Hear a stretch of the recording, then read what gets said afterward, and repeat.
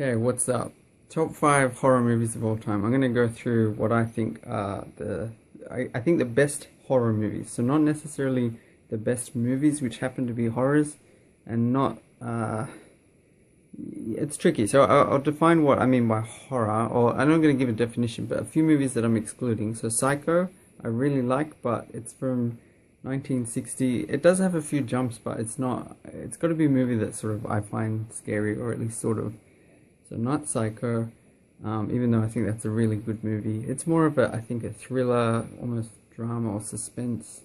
It's a pretty unique movie, I think. And, maybe it broke a lot of ground, but, so I'm not including yet. Another movie would be Aliens. I really like Aliens, but I think it's got some aspects of horror, but it's like an action movie as well. Some of the movies I'm including, maybe they're not horrors either, so it's tricky to define. Another thing, like, I've watched a lot of movies, but I'm not an expert. I haven't seen The Omen. There's a lot of random movies I haven't seen. There's other movies like Dracula and Frankenstein I've seen. I like those, and The Invisible Man, but I'm not including those. It's horror. It's got to be scary by today's standards. It's got to be a movie that you could actually watch with friends and be like, oh man, that was messed up. And another one would be The Thing. I've seen The Thing, by John Carpenter. I have a feeling it would be in my top 5 or close to, but I've only seen it once or twice a long time ago. So I'm just saying this list, and I'll mention a few movies that I give honorable mentions later. Okay, so let's do the top 5. So number 5, fifth best horror movie of all time. I feel bad, a lot of these movies are around 70s, came out around the same time. The Wicker Man. Okay, I don't even know the director, but Christopher Lee's in it. That's the main guy I know from it. Now, I think it's tricky and I'm going to spoil these movies, so if you haven't seen The Wicker Man, skip to the next one. Hopefully I'll put markers in the video. I don't know if it's completely a horror movie, but it's creepy, and what eventually ends up happening is disturbing and scary, and kind of shook me a bit, or really affected me emotionally. And I think I really enjoyed it for that horror aspect. Like another movie that I find a bit similar is Rosemary's Baby, which is sort of a drama, but then just has a few disturbing things that just like, oh my gosh, like really, it feels a bit similar. So okay, so let's get into it. The movie, what I like about it, the big twist is important. The fact that they invited this guy to investigate a murder which didn't even end up happening, and I was sort of skeptical. I picked up that people are lying to him. I could figure that out, and then I was like, is it a whole group of them? I eventually thought maybe a group of them killed her, and people know she died and they're trying to cover it up. And then there was a point where I thought, he's in danger. I should explain, the guy that went there, I think he's sort of Catholic, but he's a police officer. Forget that guy's. I've only seen it once, but it really affected me. And Christopher Lee's just cool in everything he does, and acts kind of suspicious. There was an aspect when I was watching it, I was like, really, just everyone acts suspicious, and sort of, is there no one that's on his side that helps? Because everyone's acting awkward, and I hate movies where it's just, it's a whodunit, like a bit like some Agatha Christie ones where everyone's suspicious, and then at the end it turns out, oh, it's this person. Like, there's no mystery. So I was worried, but I think the ending is satisfying. The fact that they knew it's so disturbing, they knew from the get-go that they were going to kill him, that the girl wasn't even dead. And they're not like evil, and there's no like dark music or moody music. There's all these Irish songs, and at the end they're sort of singing. That's what's terrifying about it. And just the image of the Wicker Man coming up and it dawning, oh my god, and like he can't really escape. I think he's just in shock. He doesn't try to run away or I don't know if he has a gun, trying to shoot them. He's just, and it's messed up because they could have just like kidnapped him right at the start and just held him hostage somewhere and then used him in the festival. But they let him go around investigating, having no idea what they've got planned. you know, and then you're rooting for him the whole time. So it's like the whole movie is a twist. Just so mean to him, and yeah, he ends up, I don't know, sort of, you know, he dresses up as someone else. You think, yes, he's being smart, he's got this. And there's that scary, creepy bit where they have the swords crossed and you've got to put your head in. And it's a weird ritual, but it's scary. They like cut one thing off, but it's just a helmet, but he puts his head in, and that's like the way it's filmed. There's just that moment where they let you wonder, are they going to do something? Because it could happen. There's been weird things like that happen in movies. It's just tense. And then, yeah, I like to use an analogy. I'll try to do this pretty quickly.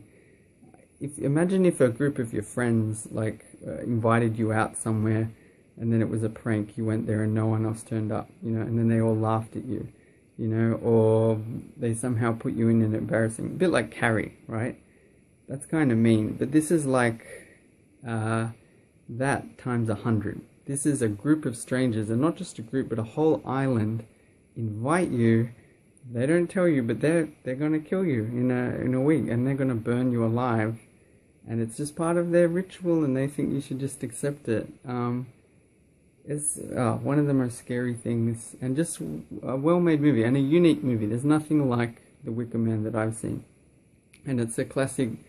I feel like there's other movies where it's like someone goes somewhere and everyone's acting weird, and it feels like the archetype movie of that type. Whatever. Alright, let's move on. So that's the 5th best. Number 4, let me remember. Okay, Alien, directed by Ridley Scott, from 1979.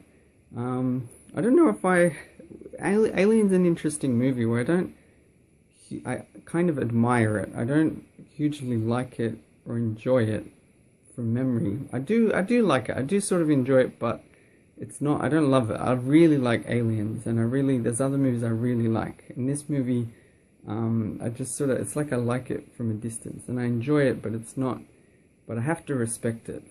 The design by H.R. Geiger, whatever his name is, and how it all, like the interior of all the spaceship, the Nostromo, or whatever it's called, and the alien itself, and then the ship that they discover, all that, and oh my god, Prometheus I thought was awful, just by the way, like and the end of that ended up just being a stupid horror movie, like a dull one, it's like the sort of thing, I just want to forget that. I still like the mystery of Alien, like what is that ship, what is that figure, you know, it's still a mystery as far as I'm concerned. Prometheus I thought was terrible. But yeah, I like the Alien is really good with suspense and just taking its time, creepy, atmospheric music, and just very slow, deliberate pace. Really just nice cinematography, just cool. I could just watch it for the enjoyment of the imagery. It looks really nice and it's really relaxing to watch from memory. And Sigourney Weaver's a good, strong character.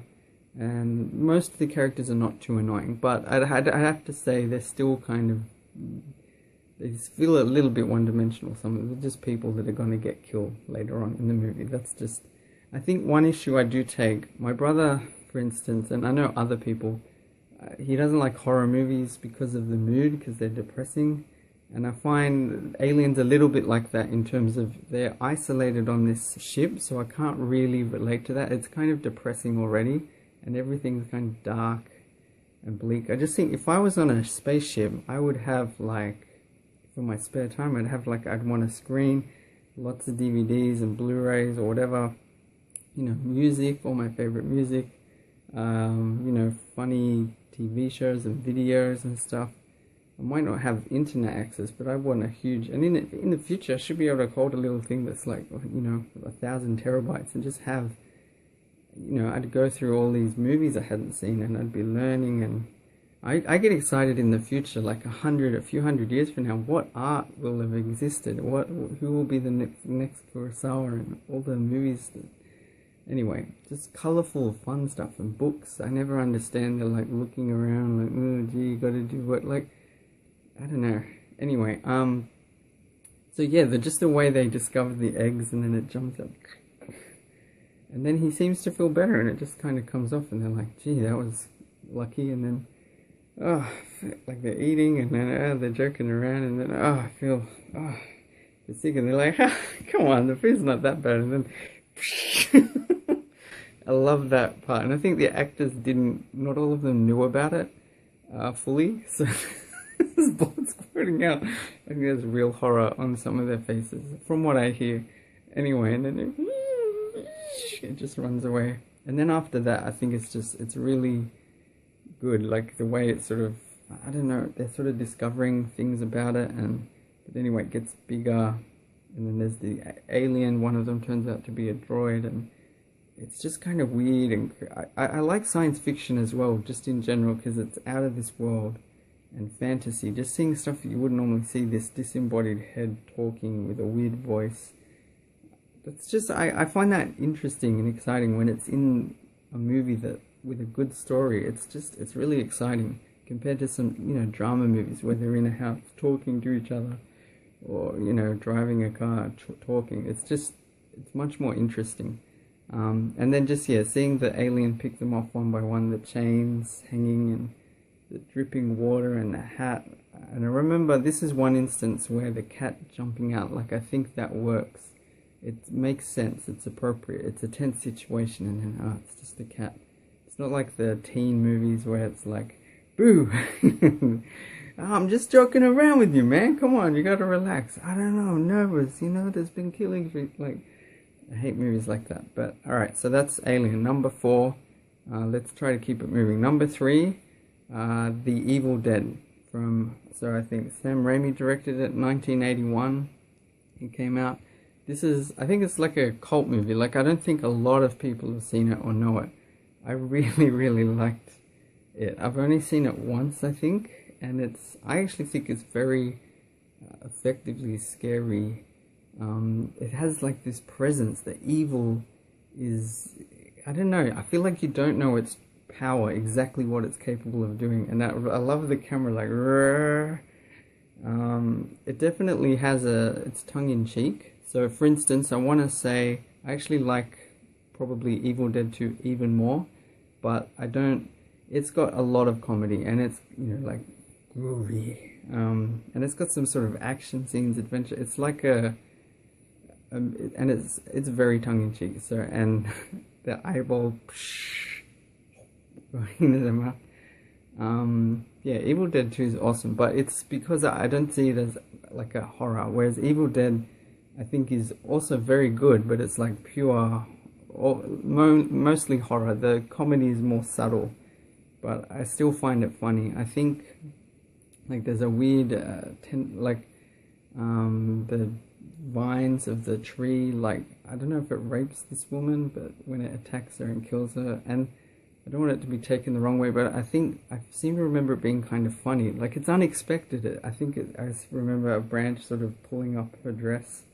Something you're like, what the, it's kind of, I don't know, there's moments of humor throughout it, things that are unexpected, and then when I just remember near the end, he's like, using an axe, it was like, so over the top, and it's just weird. It's like when anything super intense or crazy happens, there's this kind of awkward moment of silence afterwards, where you sort of have to laugh, or just think, oh my god, like,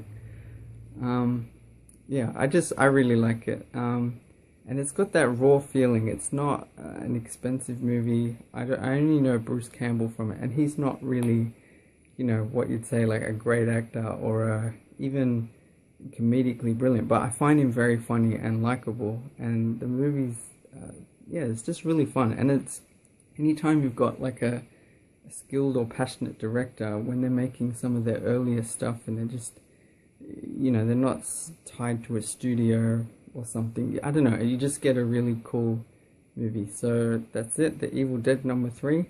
Let's keep it moving. So number 2, drum roll, is Jaws. These are a bit arbitrary, like you could put it in a different order. There's other movies I've seen, I may have forgotten some, but okay. So Steven Spielberg directed it, 1975. It came out, famous for being sort of like the first big blockbuster movie, just making lots of money, released in the summer. And again, I think maybe, does it count as a horror? I certainly think it has aspects of it, but I'll count it because I think that's one of its main things, is suspense and dread. I think any of these movies that have kind of the, oh geez, like, or if they affect you afterwards, like say Jaws, you don't really, you'd be nervous to go to the beach or to swim even in a pool, I would find, afterwards. That might sound retarded, but that's just how I feel. Like, it's just, Jaws is a movie, I feel it's similar to Alien. They both have like a monster that's picking people off, that's sort of from another world, and we're not in our home space. Either we're on a ship in space, literally, or we're in the ocean. We're out of our element, whereas the shark is just used to it, and we sort of know it's out there, but we don't know where it is, so it could pop up anywhere, anytime. Yeah, it's got that classic line, "We're gonna need a bigger boat." That part's very cool. There's another part, I think I've heard an anecdote that a guy had a heart attack, an older guy, when he saw this bit under the water where there's this head sort of floats past. That's pretty scary. And it's got a good cast, like Roy Scheider and Richard Dreyfuss, and I forget the older guy. I should know him. He's in From Russia with Love, I think. But I haven't seen it in a while, but I just remember it was just a really good movie that didn't, I don't know, it doesn't have annoying cliches. A lot of horror movies have things like lots of problems that could be avoided, and most of these movies, I think, work because the characters, you like them and it makes sense. It's not like they just walk into, problems and they're like fidgeting for the key and they're idiots. They just, the problems are unavoidable. And in this one, they really try to tell them, you can't send people to the beach. It's, that opening scene with the lady swimming by herself, and the music's epic by John Williams, but it's got these metal sounds, like maybe a glockenspiel or just mallets being hit on something. It sounds metal, and it makes me think of, or feel like, the sharp teeth and biting into your bones or your legs. Like, that's terrifying, where you can't see anything, but she's screaming, and then she's sort of half going underwater, and then I guess it sort of stops. I haven't seen it in a while, but that's so scary. And again, like, I keep using this word heartbreaking. A lot of these movies, when it makes you feel like that, like, oh my god, you just feel, for the Wicker Man, you feel terrible for the guy and that girl at the start of Jaws. And then when they're all at the beach and Roy Scheider's watching, and he's sort of, I think there's one or two false alarms. One thing that's really effective with the music, the da-na, da-na, bum bum bum bum bum bum bum bum bum bum bum bum bum bum bum, yeah, all of that stuff. I remember seeing like an interview with John Williams. He uses it reliably only when the shark is actually there, so it becomes a reliable indicator of the shark being present or coming, because there's a few false alarms where there is no music and it turns out, yeah, it's just someone being annoying. Like in all the horror movies, there's always someone that jokes around, but then when there's the bum bum bum bum bum bum, then and it just seems completely appropriate somehow for this big scary like shark monster, and it's become one of the most famous themes ever, and a very simple, two-note motif. I remember one time I was playing on a piano when I was like a kid, like 5 or 6, and I did this chromatic. Oh, this sounds really cool. And like someone said, and I think my mum said, that's already been done, that's in the movie. I was like, what? It sounds so cool though. I was oblivious. But yeah, and that image of the, like, a weird sort of thing happening, and then blood, and you get that crazy sort of, people probably think of Hitchcock when they see the sort of moving in and zooming out, or vice versa, on Roy Scheider, and he's looking that, oh my god. But that's kind of it's like there's two parts of me. One part of me is like horrified and like disturbed. The other part is like, whoa, that is such a cool movie moment. Like, that is epic. The way it set it up and then happened, that is so cool. Like it's so scary. Like, and then just the later parts I really like. There's a part where you can sort of see the shadow of the shark underwater, and then I don't know, it jumps on the boat, and it's just really epic. I haven't seen it in a while, but I remember watching it and thinking that was so cool. It's like an action as well, but it is scary. It's mostly scary, and it has the elements of people getting killed and a serious threat and, you know, final relief when you kill it or survive or whatever. Alright, so number one, my top horror movie of all time.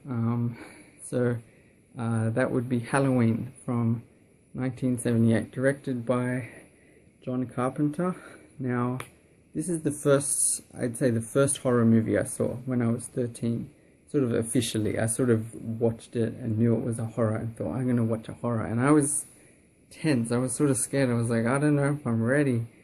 But it's funny because I think my imagination, or a lot of people, your imagination is very strong. So I didn't find it that scary. I actually didn't really, I maybe jumped once or twice. I remember I jumped more the second time I saw it later, because my expectations were so high the first time. I was really amped up that I was able to predict things, and sort of the next time I was a bit more casual, and I was like, oh my god, I wasn't bracing myself. Yeah, I really like, I mean, first off, it's sort of influential, as some of the other ones are, but it sort of created this slasher genre. Perhaps there are other movies that also encourage the genre. It's not necessarily a great genre, by the way, because I think, you know, people really like Airplane. We call it Flying High in Australia, I think. Or is it vice versa? Yeah. And because it sort of inspired or started the mock, what do you call it? The spoof genre, which is like one of the worst genres. Like there's maybe 5 good spoof movies, and there's 50 terrible. Among the worst movies are spoof movies. So I think that's just important to point out. Like this, it's maybe Halloween started the slasher genre, but I think it's the best slasher movie. And maybe there aren't that many other good ones, to be honest. But anyway, it was influential. For instance, Friday the 13th came out a couple years later, 1980, and I think it's terrible. I didn't even finish it when I watched it. It's also funny how Kevin Bacon's in Friday the 13th, and Johnny Depp is in A Nightmare on Elm Street, and then Jamie Lee Curtis is in Halloween. A lot of things. I think Leonardo DiCaprio is in Critters 3. Who else? I think James Cameron directed Piranha 2. There's a lot of like famous people that started in like little horror movies.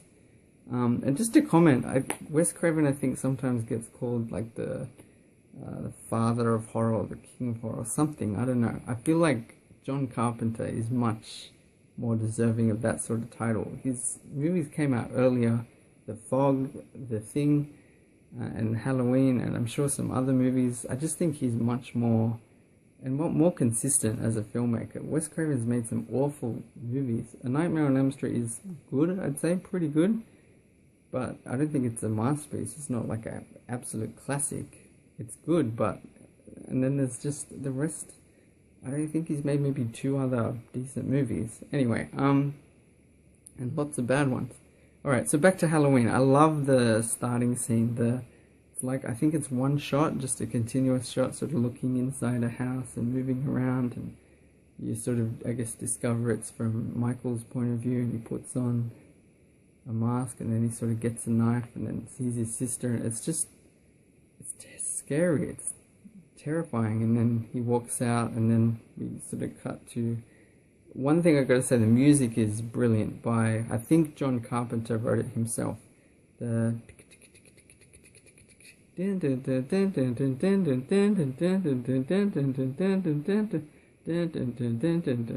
love it, and mostly piano, very minimalist. And lots of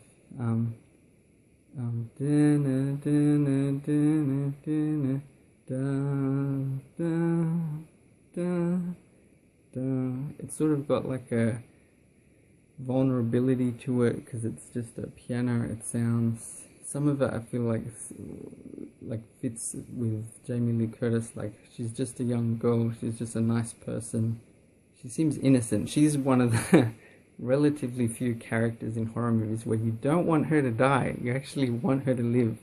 And she's vulnerable and seems sort of innocent or fragile, but she's not an idiot, and you feel like she actually tries to do stuff to survive that makes sense.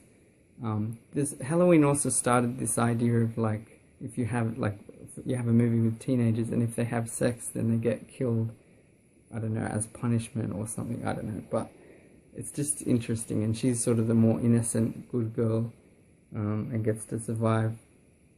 The movie is mostly suspense. There's no, other than like the opening scene and when I think Michael escapes, and I just think the way it's filmed is really effective. Yeah, there's just no, like, there's a lot of watching, and then you look back and he's gone again, and then breathing, and just, it looks really nice. It's set in Haddonfield, I guess, which is a fictional town, but it's probably like a part of America. I'm in Australia, I don't know. So I guess it's autumn during Halloween, but in Australia it's spring for us. So, but anyway, it looks really nice. And then, yeah, there's just lots of bits of tension. Like he buys a mask and he drives in a car, and they make some comment, and he suddenly brakes, and it keeps building. And then there's no killing, so you're really sort of tense about what's going to happen. And then on Halloween, it just sort of starts, and the way, yeah, it just really uses suspense well. You sort of see something, you know, he never runs or anything, but he just sort of, you get the impression he's somehow superhuman, or like very strong. Doesn't explain it. The mask is super scary. Like, I know, for instance, my brother just would hate seeing his mask, and then he can't stand the music. He just, but I think, you know, it's not good if something is like dreadful. You don't have to like horror movies, but I like how effective it is in that way. I just think it's very impressive. I really enjoy good horror movies like this. Yeah, and I just think the way it plays out, quite a few of these movies have sort of locations, like Evil Dead is all in a cabin, and Halloween is mostly on this street, and then sort of in one or two houses mainly. And then the way, yeah, I don't know, it's just really effective, and it's just got those moments he's like trying to stab, and again, it sort of maybe helped develop that thing of where the bad guy never dies. He keeps getting back up, you know, he even gets shot at the end, and then he's disappeared, and it's like, oh my god. I forget what else happens, like maybe he gets stabbed and he's still fine. In the sequels it gets a bit more ridiculous, and that's also a testament to how effective or scary Michael Myers is. I think the Halloween movies were just intended to be a random series. Like the Halloween 3 is completely different, and I don't think it's not really considered very good, but I don't think it's terrible. It's an alright idea, but like, yeah, it's just interesting that all the other ones are Michael Myers. It's just he became too popular, and that was what they just keep making movies about. Anyway, yeah, I don't know if I can say much else. Those are my top 5. So let's see: Wicker Man, Alien, The Evil Dead, Jaws, and Halloween. I really, really like all of those movies. Just a few honorable mentions that I can think of, or movies that I should mention. One would be The Exorcist. I don't actually like The Exorcist. I don't know why people think it's one of the scariest movies ever. Maybe you have to be religious, but I don't know, I just find it harmless. She's in a bed the whole time. What's she gonna do? Vomit on you? You know, and maybe she does weird, gross stuff, but I found it alright as a drama, but I kind of found it boring and just not interesting and a bit dated. It doesn't haunt me, and I don't think it's that well filmed or anything. It's not like, and I don't think the idea is that good either. She gets, like, why does the demon stay in her? And then the idea of priest saying the power of Christ compels you, the power of Christ, and that somehow fights, like, I don't know, I feel like maybe you have to really buy into it to be scared, but I feel like it's overrated. I'll probably rewatch it at some stage and then see what I think, or if I can critique it more in a more detailed way. Another movie I should mention, I think this is actually possibly the scariest movie I've ever seen, but it's not really a horror.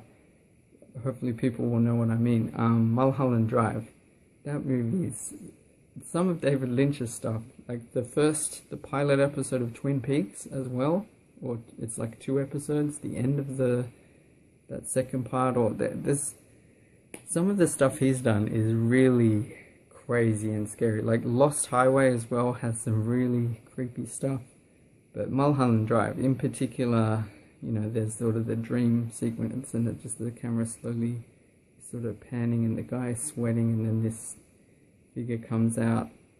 But even more so, I think some bits with the woman where I don't know, she's just like looking in a mirror and the music is just super heavy. I think Dario Argentieri or something, I don't know his last name. Oh, Badalamenti? Is it Angelo Badalamenti?